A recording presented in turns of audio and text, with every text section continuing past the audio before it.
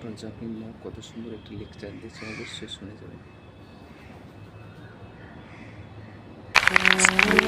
Mister Naik, আমি doctor Suryakanta পাওয়ার Saint George hospital থেকে এসেছি।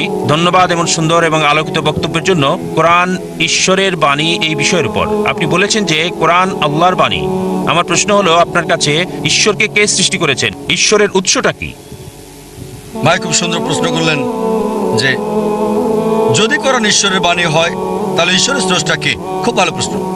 যদি আপনাকে জিজ্ঞেস করি যে আপনার বন্ধু জন একটা সন্তান জন্ম দিয়েছে, আপনি কি বলতে পারবেন সন্তানটা ছেলে না মেয়ে?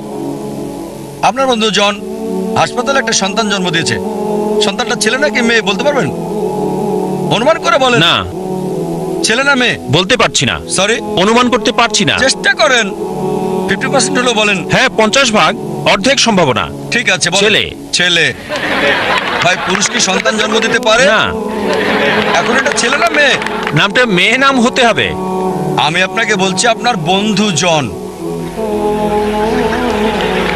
আমি জানি না কোনো মহিলার নাম জন হয় কিনা। না, আমরা বলবো না। আচ্ছা আচ্ছা, ধরেন আপনার বন্ধু, ছেলে বন্ধু, সে হাসপাতালে গিয়ে একটা সন্তান জন্ম দিল। সন্তানটা ছেলে না মেয়ে? মেয়ে। পুরুষ কি সন্তান জন্ম দিতে পারে? না। এখন বুঝতে পেরেছেন, পুরুষ সন্তান জন্ম দিতে পারে না, তাহলে ছেলে না মেয়ে এই প্রশ্নটা আসে কি করে? তাই বলা হয়েছে ঈশ্বরকে কেউ সৃষ্টি করেনি। আপনার প্রশ্ন কে ঈশ্বরকে সৃষ্টি করেছে, আমার প্রশ্নের মতো যে পুরুষটার সন্তান জন্ম দিয়েছে হাসপাতালে সেটা ছেলে নাকি মেয়ে, প্রশ্নটাই অযৌক্তিক। কারণ আমরা জানি যে পুরুষ সন্তান প্রসব করে না, তাহলে ছেলে না মেয়ে এই প্রশ্ন আসে কি করে? তাই বলা হয়েছে ঈশ্বরকে কেউ সৃষ্টি করেনি। প্রত্যেক সৃষ্টির একজন স্রষ্টা থাকে, ঈশ্বরের কোনো স্রষ্টা নেই। তাই নাস্তিকের সাথে তর্কের সময় কখনোই বলি না যে সবকিছুরই স্রষ্টা আছে।